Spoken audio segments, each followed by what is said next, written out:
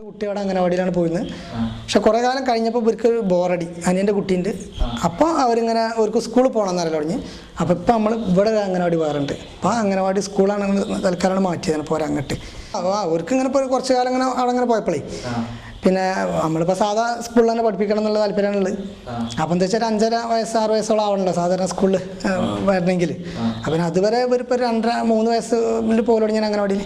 അപ്പോൾ ഇവർക്ക് ഇപ്പോൾ ഒന്ന് മാറണം തോന്നിയിട്ടുണ്ടാവും. ഒരു സ്കൂൾ എന്ന് പറഞ്ഞപ്പോൾ ഞങ്ങൾ അത് സ്കൂളൊക്കെ തൽക്കാലം അങ്ങോട്ട് മാറ്റിയപ്പോൾ അവിടെ അംഗനവാടിയിലാണ്. അല്ലാത്ത പ്രശ്നങ്ങളൊന്നുമില്ല. അല്ല അവർ പറയാം ഞങ്ങൾക്ക് ഇനി ബാലവാടി ഇനി അംഗനവാടിക്കല്ല ഇനി സ്കൂളിലേക്കാണ് പോകേണ്ടത് അറിയണം ഇവർ. അവരങ്ങനെ ഞങ്ങളിങ്ങനെ പോകുമ്പോൾ അവിടെ സ്കൂളൊക്കെ കാണുമ്പോഴേ അപ്പോൾ അവർക്ക് കുറച്ച് മുതിർന്ന കുട്ടിയൊക്കെ തോന്നിയിട്ടാവാം, എന്താ അറിയില്ല.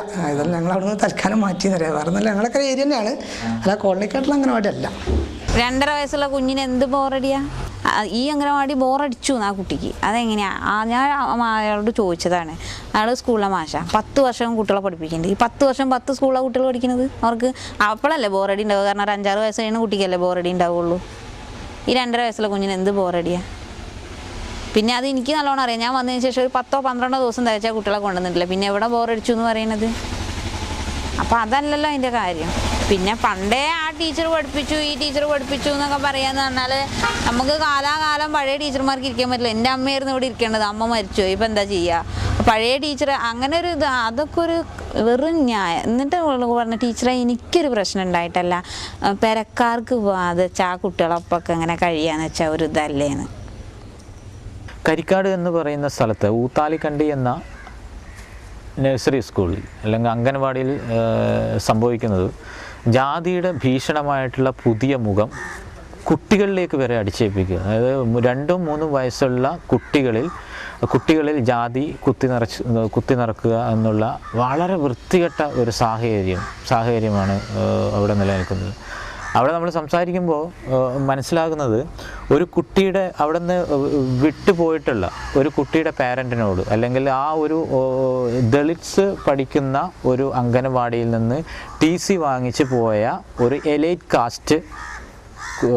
കാസ്റ്റിലുള്ള ഒരു കുട്ടിയുടെ പാരൻറ്റിനോട് ചോദിച്ചപ്പോൾ വളരെ രസകരമായിട്ടുള്ളൊരു മറുപടിയാണ് നമുക്ക് കിട്ടുന്നത്. അതായത് ബോറടിച്ചത് കൊണ്ടാണ് കുട്ടി നഴ്സറി സ്കൂളിൽ നിന്ന് മാറുന്നത് എന്നുള്ളത്. എങ്ങനെയാണ് ഒരു 3 വയസ്സുള്ള കുട്ടിക്ക് ഒരു കൂട്ടം കുട്ടികളുടെ കൂടെ കളിക്കുകയും ചിരിക്കുകയും അതുപോലെ തന്നെ പാട്ട് പാടുകയും ഒരുമിച്ച് ഭക്ഷണം കഴിക്കുകയും ടീച്ചർ ആഹ്ലാദത്തോടു കൂടെ കുട്ടികളുടെ കൂടെ ഇടപഴകുകയും ചെയ്യുമ്പോൾ അത് ബോറടിക്കുകയാണെങ്കിൽ അങ്ങനെ ബോറടിക്കുന്ന ഒരു കുട്ടിയെ ഉൽപ്പാദിപ്പിക്കുന്ന ഒരു വീട്ടിൻ്റെ സാംസ്കാരിക സാഹചര്യം എന്തായിരിക്കും എന്നുള്ളതാണ് നമ്മൾ ആദ്യം പരിശോധിക്കേണ്ടത്. കേരളത്തിൽ ഇപ്പോൾ എല്ലാവരും പറഞ്ഞുകൊണ്ടിരിക്കുന്ന ഒരു കാര്യം, ജാതി കേരളത്തിൽ ഇല്ലാതായി. ജാതിയെക്കുറിച്ച് ഇപ്പോൾ പറയുന്നവർ ജാതിവാദികളാകുകയും കുറ്റാരോപിതരാക്കപ്പെടുകയും നിരന്തരമായിട്ട് സംഭവിച്ചുകൊണ്ടിരിക്കുകയാണ്. ഇതേ സമയത്ത് തന്നെയാണ് മഞ്ചേരിക്കടുത്ത് കരിക്കാട്ട് ഊത്താലക്കണ്ടി കോളനിയിൽ ഒരു അംഗൻവാടിയിൽ രജിസ്റ്ററിൽ രേഖപ്പെടുത്തുകയും ക്ലാസ്സിൽ വന്നുകൊണ്ടിരുന്ന കുട്ടികളിൽ നിന്ന് ഒരു പ്രത്യേക കമ്മ്യൂണിറ്റിയിലെ അപ്പർ കാസ്റ്റ് കമ്മ്യൂണിറ്റി എന്നുള്ള കുട്ടികൾ ഒഴിഞ്ഞു പോകുന്നു. അവർ പറയുന്ന ഒരു കാര്യം, ഈ കുട്ടികളുമായിട്ട് ഈ ലക്ഷം വീട് കോളനിയിലെ ദളിറ്റ്സ് ഭൂരിപക്ഷം ഉള്ള ഈ കോളനിയിലെ അംഗൻവാടിയിൽ ഞങ്ങളെ കുട്ടികൾ പഠിച്ചാൽ അവരെ കൾച്ചർ കൂടി അത് ഇടകലർന്ന് അവരെ കുട്ടികളെ അശുദ്ധിയാകുന്നു, അല്ലെങ്കിൽ സാംസ്കാരികമായി ഒരു അശുദ്ധി ഉണ്ടാകുന്നു. ഇത് സത്യം പറഞ്ഞാൽ കോൺസ്റ്റിറ്റ്യൂഷൻ നിരോധിച്ചൊരു കാര്യം, നിയമപരമായി ഈ രാജ്യത്ത് നിരോധിച്ച ഒരു കസ്റ്റം, ഒരാചാരം, അതിപ്പോഴും സമൂഹത്തിൽ തുടർന്നുകൊണ്ടിരിക്കുന്നു. ഇതിന് അനേകം തെളിവുകൾ ഇന്നും നടന്നുകൊണ്ടിരിക്കുന്നു. പക്ഷേ ജാതിയെക്കുറിച്ചൊരു മൗനം ഭീകരമായി നിലനിൽക്കുന്നു. ഇവിടെ ഇപ്പോൾ ഞാൻ പഞ്ചായത്ത് മെമ്പറായി വന്നത് തന്നെ അടുത്ത കാലത്താണ്. അപ്പോൾ പിന്നെ ഈ ആദ്യമായിട്ട് തെരഞ്ഞെടുപ്പിൽ മത്സരിക്കുന്നു. അതിനു മുൻപും ഇവിടുത്തെ വികസന കാര്യങ്ങളിൽ ശ്രദ്ധിക്കാൻ എനിക്ക് കഴിഞ്ഞിട്ടുണ്ട്.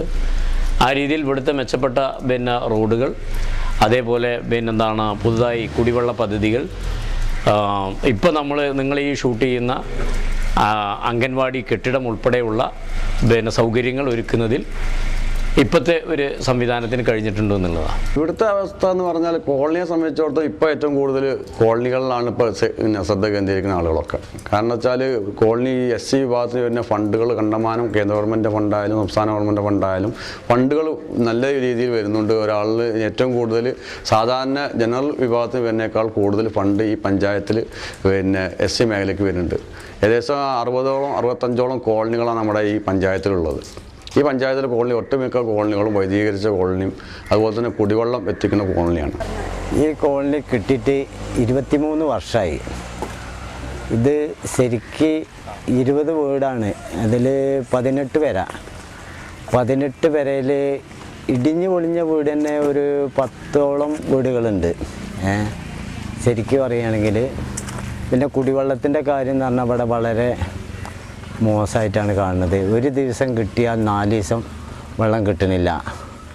പൈപ്പൊക്കെ പൊട്ടി ഒലിച്ച് അങ്ങനെ വളരെ ഇതിലായിട്ടാണ് പോണത്.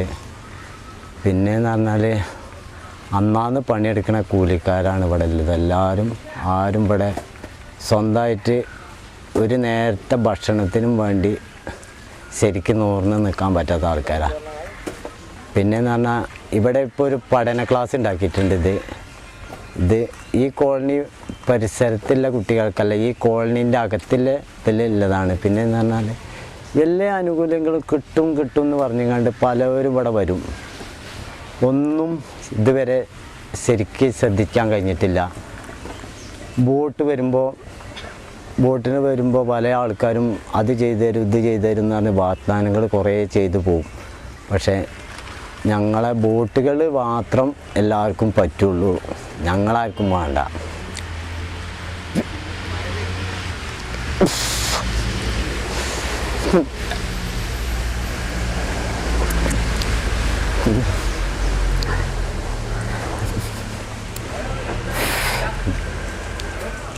പല അനുഭവങ്ങളും ഞങ്ങൾക്ക് ഈ കോളനിനെ പറ്റിയുണ്ട്. പിന്നെ ഞാൻ ഇത് സന്തോഷത്തിൻ്റെ കരച്ചിലല്ല, സങ്കടത്തിൻ്റെ കരച്ചിലാണ്. ഈ കോളനിയിൽ ഒരു നേരം ശരിക്കൊരു മനുഷ്യനെ എങ്ങനെ കാണണം എന്നുള്ളത് ഈ പുറത്തുള്ള ആൾക്കാർ ഞങ്ങളെ ഒരു വളരെ മോശമായിട്ടാണ് കാണുന്നത്. കൊടശ്ശിപ്പറ്റക്കുന്ന് കോളനി എന്ന് പറഞ്ഞു കഴിഞ്ഞാൽ ഞങ്ങളെ താത്തി കെട്ടിക്കൊണ്ടാണ്. പക്ഷേ അതിനൊരു മാറ്റം ഞങ്ങൾക്ക് ഇവിടെ ഉണ്ടാക്കി തരാൻ കഴിയുമെങ്കിൽ മാത്രം എന്തിനും ഞങ്ങൾ ഇനി മുന്നോട്ട് ഇറങ്ങുള്ളൂ.